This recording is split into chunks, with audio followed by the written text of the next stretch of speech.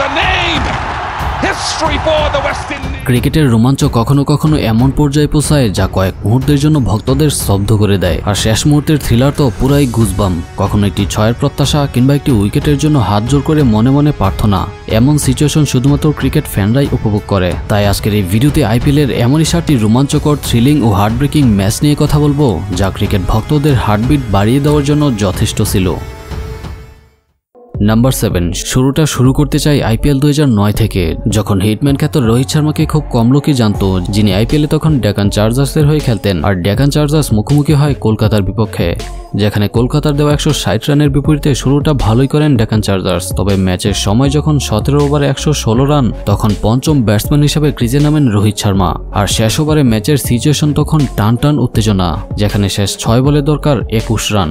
স্ট্রাইকের রোহিত শর্মা আর বল হাতে কলকাতার ভরসা আসরে প্রথমবারের মতো ম্যাচ খেলতে আসা বাংলাদেশি তারকা মাশরাফি মর্তুজা। তাই কে হবে ম্যাচের নায়ক, রোহিত শর্মা নাকি ম্যাচ? এমন সিচুয়েশনে ম্যাচ প্রথম বল করলে রোহিতের ব্যাটে দারুণ 4, সাথে নো বল, মানে কোনো লিগাল বল ছাড়াই 5 রান দিয়ে ফেলেন ম্যাচ। এখন 6 বলে দরকার 16 রান। এর পরপর 2 বলে 2টি সিঙ্গেল আসলে শেষ 4 বলে দরকার 14 রান। কিন্তু এর পরেই ম্যাচের করা ফুল টাচ বলে রোহিতের বিশাল ছক্কা। এখন 3 বলে দরকার 8 রান, কিন্তু পরের বলটি করেন আবারও ওয়াইড। আর ওভারের চতুর্থ বলে আসে আরও 2টি রান। এখন 2 বলে দরকার 5 রান। আর এখানেও ম্যাচটি টার্নিং পয়েন্ট হতে পারত যদি এটি ক্যাচ হতো, কিন্তু দুর্ভাগ্যবশত 4 রান পেয়ে যায় রোহিত। Score level. এখন শেষ বলে দরকার 1 রান। আর মাশরাফি শেষ বলটি করলে রোহিতের সেই আইকনিক শট, যেটি তাকে সেরা পুল শটের তকমা দেয়। একদম বিশাল ছক্কা। ম্যাচের নায়ক রোহিত শর্মা আর ভিলেন মাশরাফি মর্তুজা। আর এই একটি ওভারের জন্যই মাশরাফির আইপিএল ক্যারিয়ারে শাটডাউন হয়ে যায়। তবে একটি ম্যাচ দিয়ে তাকে বিবেচনা করা উচিত হয়নি, হয়তো তিনি আরও 2-1টা ম্যাচের সুযোগ পেতে পারতেন। তাই মাশরাফির আইপিএল ক্যারিয়ার নিয়ে আপনার কি মতামত তা অবশ্যই কমেন্টে লিখে জানান। নাম্বার 6, 2019 আইপিএল সিএসকে বনাম আরসিবি। ভাইরে ভাই, এমন থ্রিলার ম্যাচ আপনাকে ক্রিকেটের আসল সৌন্দর্য উপভোগ করাবে। প্রথমে ব্যাট করা আরসিবির দেওয়া 162 রানের টার্গেটে ব্যাট করতে নামে চেন্নাই। আর শুরুতেই স্টেইন গানের অগ্নিজোড়া বোলিংয়ে কুপঘাত। প্রথম ওভারেই নাই 2 উইকেট, আর পাওয়ার প্লের আগেই 4 উইকেট শেষ চেন্নাইয়ের। আর এবার শেষ ভরসা হয়ে ক্রিজে আসেন একমাত্র ধোনি। তবে থালাভক্তরা হয়তো ততক্ষণেও হতাশ ছিল, কারণ ম্যাচটা পাওয়ার প্লেতেই অনেকটা ছিটকে গিয়েছিল চেন্নাই। তবে যেখানেই শেষ সবার ভরসা, সেখানেই শুরু ধোনির শো। সঙ্গী হিসেবে আম্বাতি রাইডু ও জাদেজা ভরসা দেখালেও ধোনি একাই লড়ে যাচ্ছিলেন ম্যাচের শেষ পর্যন্ত। আর এখন দরকার লাস্ট ওভারের ফিনিশিং, যেখানে শেষ 6 বলে জয়ের জন্য দরকার 26 রান। আর এটা অনেকের কাছে বেশ বড় টার্গেট মনে হলেও এতক্ষণ ধোনি ক্রিজে যা তাণ্ডব চালিয়েছেন, তাতে এই রান খুব একটা কঠিন চেজ হতে যাচ্ছিল না। আর হলেও তাই। ওভারের প্রথম বলে আসে 4 রান, আর দ্বিতীয় বলে ধোনির গ্যালারির বাইরে পাঠানো এক বিশাল ছক্কা। আরসিবির কাপ্তান কোহলি ততক্ষণে বুঝে গিয়েছিলেন যে যদি তার ভাগ্য সহায় না হয়, তাহলে এই ম্যাচটি ধোনির হাত থেকে আর কোনোভাবেই বের করা সম্ভব না। কারণ এর পরের বলেও ধোনি লং অফ দিয়ে বিশাল ছক্কা মারেন। এখন 3 বলে দরকার মাত্র 10 রান, আর পরের বলে 2 রান আসলে পঞ্চম বলে আরও একটি ছক্কা। এখন শেষ বলে দরকার মাত্র 2 রান। বিরাট কোহলির অবস্থা ততক্ষণে একেবারেই নাজেহাল, কারণ আজকে যে শুধুই ধোনির শো চলছে। কিন্তু তখনই শুরু আসল রোমাঞ্চ। শেষ বলে ধোনি ব্যাটে বলে সংযোগ না হওয়ায় সিঙ্গেল নিতে গিয়ে রান আউট, মানে পুরাই মাথা নষ্ট।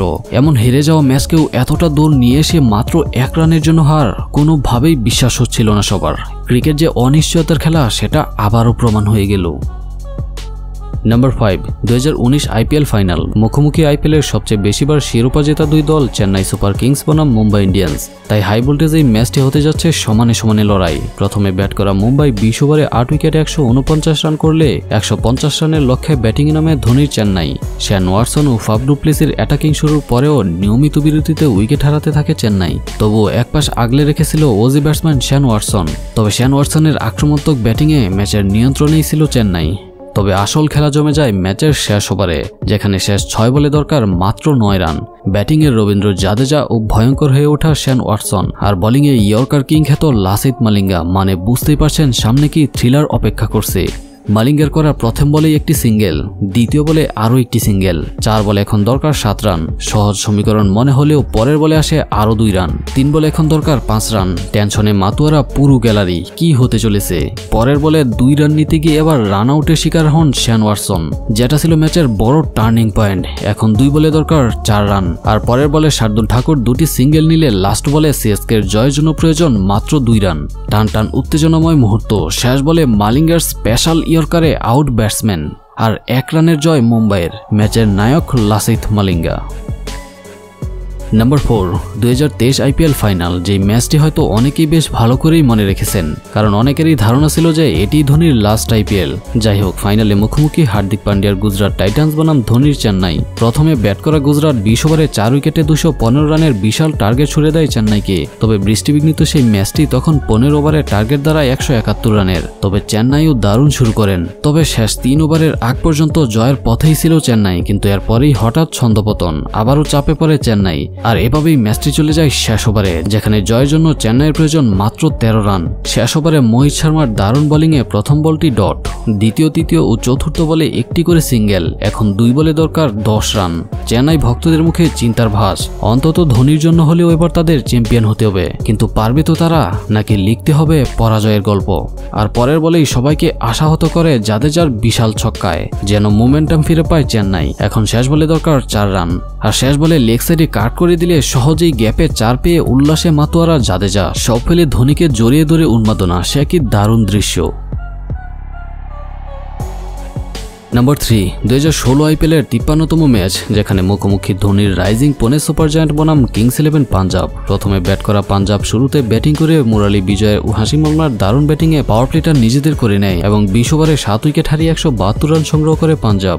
জবাবে 173 রানের লক্ষ্যে ব্যাটিংয়ে নেমে পাওয়ারফুল ব্যাটিং শুরু করেন পুনের 2 ওপেনার। তবে হঠাৎই ছন্দপতন, 86 রানে 5 উইকেট হারিয়ে ব্যাটিং বিপর্যয়ে পড়ে ধোনির দল। তবে তখনও ধোনি ও থিসারা পেরেরার দারুণ পার্টনারশিপে বিপদ কাটিয়ে উঠলেও শেষ দিকে আবারও ছন্দপতন। আর শেষ 5 বলে পুনের জয়ের জন্য প্রয়োজন 22 রান। ক্রিজে তখনও প্রস্তুত MS ধোনি, আকসার পাটেলের করা বলে বিশাল ছক্কা।